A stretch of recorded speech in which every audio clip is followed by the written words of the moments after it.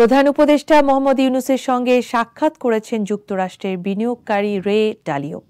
রে ডালিও Marino management and ডালিও family অফিসের প্রতিষ্ঠাতা।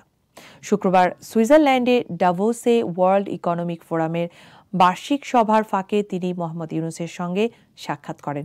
এছাড়া জেনেল গ্রুপের Red Sea Gateway Terminal company নির্বাহী কমিটির চেয়ারম্যান আমের আলী রেজা প্রধান উপদেষ্টার সঙ্গে সাক্ষাৎ করেন। সুইজারল্যান্ড সফরের শেষ দিন শুক্রবার প্রধান উপদেষ্টার 7টি অনুষ্ঠানে যোগ দেওয়ার কথা রয়েছে। বিশ্ব অর্থনৈতিক ফোরামের বার্ষিক সম্মেলনে যোগ দিতে মঙ্গলবার সুইজারল্যান্ডে পৌঁছান প্রধান উপদেষ্টা মোহাম্মদ ইউনূস। সফরে বাংলাদেশ বিষয়ক একটি সংলাপ এবং ব্যবসায়ী নেতাদের পাশাপাশি আন্তর্জাতিক বিভিন্ন প্রতিষ্ঠানের প্রধান নির্বাহীদের সঙ্গে বৈঠক করেন প্রধান উপদেষ্টা।